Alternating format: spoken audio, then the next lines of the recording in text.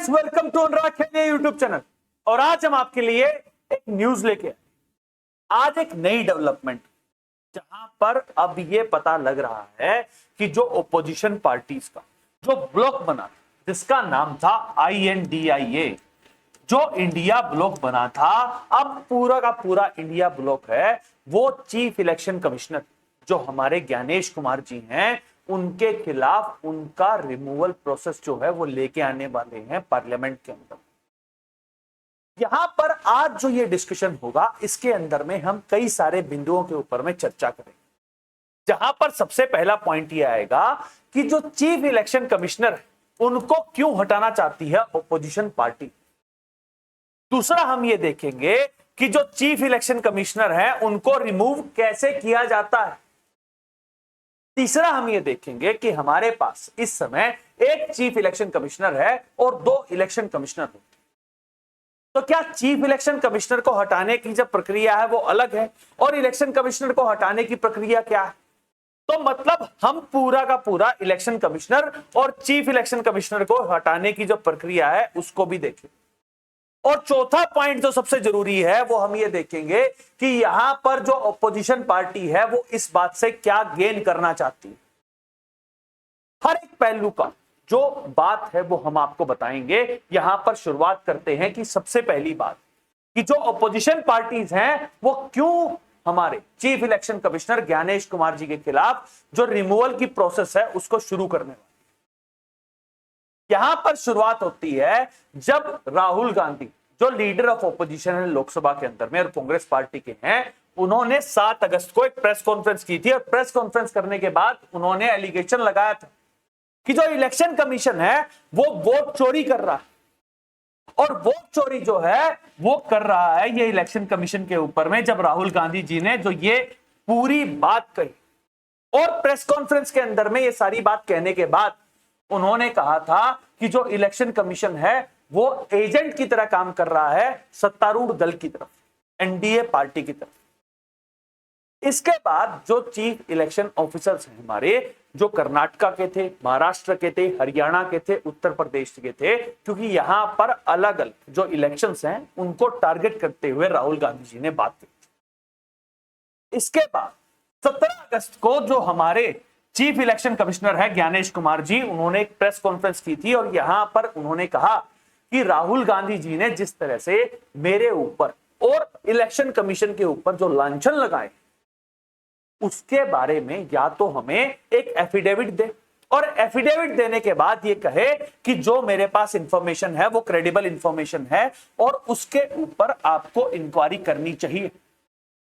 अगर आपके पास कोई क्रेडेंशियल इंफॉर्मेशन नहीं है, आप इस तरह की जो वोट चोरी का इल्जाम जो इलेक्शन कमीशन के ऊपर लगा रहे हैं, ये टोटली गलत। ये रिस्पॉन्स जब इलेक्शन कमीशन की तरफ से आया और एक अल्टीमेटम जब राहुल गांधी जी को दिया गया 1 हफ्ते का, तो उसके बाद जो ऑपोजिशन पार्टीज हैं वो सारी की सारी एक साथ आई और यहां पर अब उन्होंने कहा है कि वो पार्लियामेंट के जो मॉनसून सेशन चल रहा है, यहीं पर जो चीफ इलेक्शन कमिश्नर है उनके खिलाफ एक रिमूवल का प्रोसेस जो है वो लेके आए। यहां पर उन्होंने कहा कि जो इलेक्शन कमीशन वो एक संवैधानिक पद, आर्टिकल 324 जो हमारे संविधान का है उसी के तहत इलेक्शन कमीशन बनाया जाता है और उसी के अंदर में होता है इलेक्शन कमिश्नर। तो जो इलेक्शन कमिश्नर जिसको स्वतंत्र होकर काम करना चाहिए, वो एक पॉलिटिकल पार्टी की तरफ से काम कर रहा है और ये इलेक्शन कमीशन के ऊपर एक बहुत बड़ा आघात है। इसीलिए उसकी रिमूवल के लिए यहां पर वो एक प्रोसेस शुरू करने वाले हैं संसद के अंदर। अब यहां पर जो दूसरा क्वेश्चन था वो डिस्कस करेंगे कि जो चीफ इलेक्शन कमिश्नर है उनको हटाने की प्रक्रिया क्या होती है। सबसे पहले तो मैं आपको बता दूं कि 2023 के अंदर में जब प्राइम मिनिस्टर मोदी की जो सेकंड गवर्नमेंट थी, वो एक रूल लेके आई थी और यहां पर उन्होंने कहा था कि जो चीफ इलेक्शन कमिश्नर और इलेक्शन कमिश्नर का appointment condition of service office act 2023 जो है वो लेके आई थी और इसी के तहत अब अपॉइंटमेंट की जो प्रक्रिया है उसके अंदर में लीडर ऑफ ऑपोजिशन और एक कैबिनेट मिनिस्टर को इंक्लूड किया गया था। यह भी तब किया गया था जब सुप्रीम कोर्ट ने एक फैसला दिया था और यह कहा था कि अगर जो पार्लियामेंट या तो कानून बना ले, और जब तक पार्लियामेंट कानून नहीं बनाएगी तब तक हम एक प्रावधान बना देते हैं जिसके अंदर में 3 मेंबर कमेटी बनाई जाएगी, जिसके अंदर में प्राइम मिनिस्टर होंगे, लीडर ऑफ ऑपोजिशन होंगे और तीसरे होंगे सीपीएम। उसके बाद 2023 में जो सरकार है वो संसद के अंदर में एक बिल लेके आई और जो बिल दोनों सदनों से पास हो गया, और अब 2023 का जो एक्ट है उसी के तहत इलेक्शन कमीशन और जो हमारे जो चीफ इलेक्शन कमिश्नर हैं वो यहां पर काम करते हैं।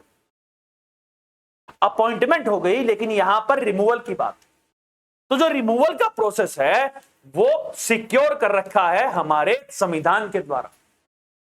हमारे संविधान के जो निर्माता थे उन्हें पता था कि जो इलेक्शन है और इलेक्शन कमीशन जो है उसको इंडिपेंडेंट रहना चाहिए। सरकार के पास ये प्रावधान तो हो कि अगर चीफ इलेक्शन कमिश्नर जो है वो अगर गलत काम कर रहा है तो उसको रिमूव किया जा सकता है, लेकिन उसकी प्रोसेस को बहुत हार्ड बना दिया गया था। यहां पर जिस तरह से सुप्रीम कोर्ट के जज को रिमूव किया जाता है उसी तर्ज पर जो चीफ इलेक्शन कमिश्नर है उसको रिमूव किया जाएगा। यहां पर उसकी स्टेजेस, सबसे पहली स्टेज ये आएगी कि संसद के अंदर में, हमारी जो संसद है उसके अंदर में 2 सदन है, राज्यसभा है, लोकसभा है। किसी भी सदन के अंदर में जो 50 एमपी जब साइन करके देंगे कि यहां पर एक रिजोल्यूशन वो चाहते हैं कि चीफ इलेक्शन कमिश्नर को हटाना चाहिए, और वो देंगे लोकसभा में स्पीकर को और राज्यसभा में जो चेयरमैन है उनको। उसके बाद जो स्पीकर और चेयरमैन अगर उस बात से सहमत हैं और उस रिजोल्यूशन को एक्सेप्ट कर लेते हैं तो उसके बाद जो लोकसभा है और राज्यसभा दोनों सदनों के अंदर में एक इंक्वायरी कमेटी बनाई जाएगी, और जो इंक्वायरी कमेटी है वो डिसाइड करेगी कि जो चार्जेस लगाए जा रहे हैं वो सही है या नहीं। लेकिन इस इंक्वायरी कमेटी की रिपोर्ट के ऊपर में जो चीफ इलेक्शन कमिश्नर है उनका हटाने की प्रक्रिया नहीं होती। हमारे संविधान में जो सुप्रीम कोर्ट के जज को हटाने की प्रक्रिया है और चीफ इलेक्शन कमिश्नर को हटाने की प्रक्रिया है वो बहुत ही जटिल है। यहां पर 2 कंडीशन जो हैं वो फुलफिल होनी चाहिए। जो पहली कंडीशन होती है कि 50% ऑफ द मेजॉरिटी, और दूसरी कंडीशन होती है हमारी कि 2/3 of the present and voting. अब एक बात सोच के देखिए, इसको पूरी तरह से मैं आपको समझाने की कोशिश करता हूं। आपको पता है कि हमारी जो राज्यसभा है उसकी जो स्ट्रेंथ है वो है 245 और लोकसभा की स्ट्रेंथ है हमारी 543। अब मैं एग्जांपल के तौर पर सिर्फ लोकसभा को लेकर चलता हूं, तो लोकसभा की जो पहली कंडीशन है 50% ऑफ द मेजॉरिटी। अब 50% ऑफ द मेजॉरिटी क्या होगी, वो हो जाएगी 272। अगर आपके पास 272 है तो आप 50% से ऊपर पहुंच जाएंगे। लेकिन उसके बाद जो दूसरी कंडीशन है वो है 2/3 of the present and voting. मान लीजिए लोकसभा के अंदर में एक दिन 360 एमपीज आए हुए हैं, 360 एमपी आए हुए हैं और 360 के 360 वोट करेंगे। प्रेजेंट एंड वोटिंग तो ये तभी होगा। अब 360 में से 2/3 ने यहां पर मान लिया, 2/3 हो गया हमारा 240। दूसरी कंडीशन फुलफिल हो गई। मतलब मानिए 360 में से अगर 270 एमपीज ने यह कहा कि जो चीफ इलेक्शन कमिश्नर है उसको हटा देना चाहिए, तो क्या वो हट जाएगा? नहीं हटेगा, क्योंकि जो पहली कंडीशन है वो फुलफिल नहीं हो रही है। यहां पर मेजॉरिटी कब होगी, वो होगी 272 में। ऐसी संख्या चाहिए जहां पर 50% से ज्यादा भी हो और 2/3 ऑफ प्रेजेंट एंड वोटिंग भी। मतलब कि जब अगर मान लीजिए इसी संख्या में अगर 273 एमपीज ये कह देते कि चीफ इलेक्शन कमिश्नर को हटना है, तब वो हटते, वरना नहीं हटते। अब एक बात सोच के देखिए, जब सत्तारूढ़ दल, जब एनडीए अलायंस जो है वो चीफ इलेक्शन कमिश्नर को हटाना नहीं चाहता है, तो क्या अपोजिशन पार्टी के पास ये नंबर है? तो यहां पर जो अपोजिशन पार्टी है वो उससे क्या गेन करना चाहती हैं वो हम आगे डिस्कस करेंगे। लेकिन यहां पर जो प्रोसेस है चीफ इलेक्शन कमिश्नर को हटाने का वो मैंने आपको पूरी तरह से बता दिया। लेकिन जब मैं इस एक्ट की बात कर रहा था तो यहां पर चीफ इलेक्शन कमिश्नर के साथ इलेक्शन कमिश्नर की भी बात थी। तो हमारे पास इस समय एक चीफ इलेक्शन कमिश्नर है और 2 इलेक्शन कमिश्नर हैं, जिनमें से एक है जोशी जी और दूसरे हैं संधू जी। तो क्या उनको हटाने के लिए भी यही प्रक्रिया फॉलो होगी? इसको भी डिस्कस कर लेते हैं। और उससे पहले हम ये देखते हैं कि जो ये दो इलेक्शन कमिश्नर अलग से जो अपॉइंट किए गए हैं, इसकी हिस्ट्री क्या है? क्या हमारे संविधान के अंदर में कोई बदलाव किया गया है और बदलाव करने के बाद जो ये दो पोस्ट हैं ये बनाई गई? ऐसा नहीं। पहली बात तो 1950 में जब हमारा संविधान बना, और संविधान बनने के साथ साथ इलेक्शन कमिश्नर भी बन गया था और चीफ इलेक्शन कमिश्नर भी बन गए थे। 1989 तक सिर्फ एक चीफ इलेक्शन कमिश्नर होते थे। उसके बाद आती है 16 अक्टूबर 1989 की तारीख। 1989 में 15 अक्टूबर को जो राजीव गांधी जी हैं वो एक बिल लेके आते हैं जहां पर 61st कॉन्स्टिट्यूशनल अमेंडमेंट जो है वो की जाती है, और जो वोटिंग की एज है उसको 21 साल से घटाकर 18 साल कर दी जाती है। ये 61st कॉन्स्टिट्यूशनल अमेंडमेंट थी। अब इस अमेंडमेंट के बाद ये लगा राष्ट्रपति को कि काम बहुत ज्यादा हो गया है, तो इसीलिए जो चीफ इलेक्शन कमिश्नर हैं उनके साथ साथ दो इलेक्शन कमिश्नर्स को अपॉइंट कर दिया गया। प्रेसिडेंट का ऑर्डर था, अपॉइंट हो गए, लेकिन यह अपॉइंटमेंट 16 अक्टूबर 1989 को हुई और 1 जनवरी 1990 के बाद फिर से एक चीफ इलेक्शन कमिश्नर हो गया। लेकिन उसके बाद 1 अक्टूबर 1993 को जो प्रेसिडेंट है उन्होंने ऑर्डर दिया और जहां पर यह कहा कि जो चीफ इलेक्शन कमिश्नर है उसके साथ साथ एक मल्टी बॉडी बनानी चाहिए, और ये मल्टी बॉडी जो है ये डिसाइड करेगी कि जो इलेक्शन की प्रक्रिया है वो ठीक से होनी चाहिए। यहां पर एक और तर्क जो इलेक्शन कमीशन के खिलाफ जा रहा था कि एक ही चीफ इलेक्शन कमिश्नर, तो जो इलेक्शन कमिश्नर है वो अपनी ऑटोक्रेसी चला सकता है, उसका ही जो फैसला है वो अंतिम फैसला हो। और हमारा जो देश है वो एक डेमोक्रेटिक कंट्री है, इसीलिए यहां पर एक प्रावधान किया गया और एक बॉडी बनाई गई जो 3 इलेक्शन कमिश्नर होंगे, जिसका सबसे सर्वोच्च पद जो है वो होगा चीफ इलेक्शन कमिश्नर का, और उनके नीचे होंगे 2 इलेक्शन कमिश्नर। जैसे हमारे सुप्रीम कोर्ट के जजेस हैं, सुप्रीम कोर्ट के जजेस जो हैं वो सारे के सारे ही जजेस, और इस समय हमारे जो मुख्य न्यायाधीश हैं जस्टिस BR गवई वो चीफ जस्टिस ऑफ इंडिया है। कहने को तो जस्टिस गवई जो हैं वो भी एक सुप्रीम कोर्ट के जजेस हैं, लेकिन वो सबसे ऊपर है। इसी तर्ज पर जो इलेक्शन कमीशन है उसके अंदर में एक मल्टी लेवल बॉडी बनाई गई जिसमें एक चीफ इलेक्शन कमिश्नर और 2 इलेक्शन कमिश्नर डिसाइड किए। अब यहां पर जो प्रावधान जो मैंने आपको बताया था स्पेशल मेजोरिटी का, वो सिर्फ चीफ इलेक्शन कमिश्नर के लिए है। इलेक्शन कमिश्नर जो होते हैं हमारे, उनके रिमूव करने के लिए जब चीफ इलेक्शन कमिश्नर ये कह देता है प्रेसिडेंट कि मुझे लगता है कि इन दोनों को हटा देना चाहिए या एक को हटा देना चाहिए, तो ये प्रक्रिया फॉलो।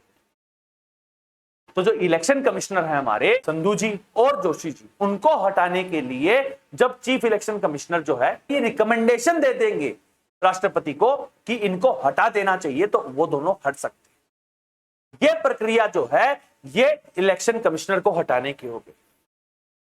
लेकिन इस बीच में एक बात जो है वो अभी तक डिसाइड नहीं हो पाई कि यहां पर जो ओपोजिशन पार्टी है वो क्या चाहती है, और यहां पर रिमूवल का प्रोसेस जो है वो तो फुलफिल करना बड़ा मुश्किल है ओपोजिशन पार्टीज के लिए।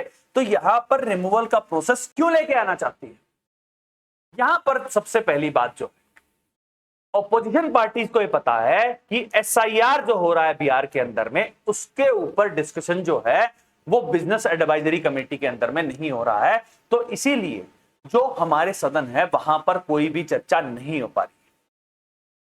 अगर हम चीफ इलेक्शन कमिश्नर के खिलाफ एक मोशन लेके आएंगे और मोशन अगर एक्सेप्ट हो जाता है तो उसके ऊपर डिस्कशन होगा, और अगर डिस्कशन होगा तो हम बिहार SIR का मुद्दा जो है वो पार्लियामेंट के अंदर में डिस्कशन कर सकते हैं।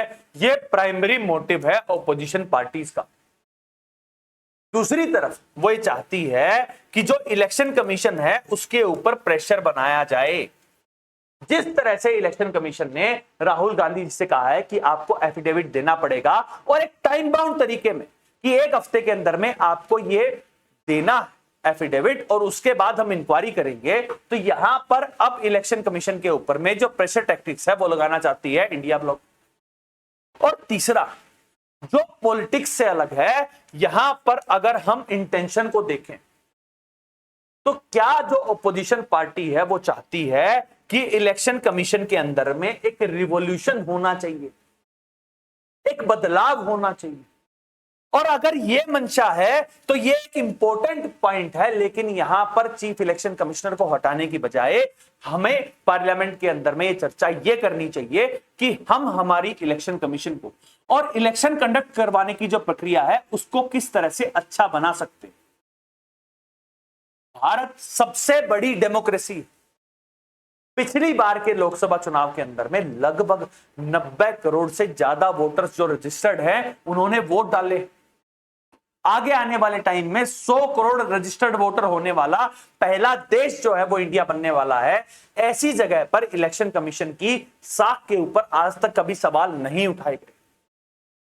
अब इलेक्शन कमीशन के ऊपर जो ओपोजिशन पार्टीज हैं वो कई बार सवाल उठा चुकी हैं और अब यहां पर इलेक्शन कमीशन को अपनी इमेज जो है वो पूरी तरह से सही करनी पड़ेगी। ओपोजिशन पार्टी जो आपसे सवाल पूछ रही हैं उनका जवाब दीजिए और फाइनली हमें पता चलना चाहिए कि जो हमारी इलेक्शन कमीशन है और हमारे जो चीफ इलेक्शन कमिश्नर हैं वो सही से काम कर रहे हैं या नहीं कर रहे। आपका इस बारे में जो भी विचार है आप हमें कमेंट करके बता सकते हैं। That's all for today. Thank you very much and please subscribe to Anurag Kheli YouTube channel. Thank you.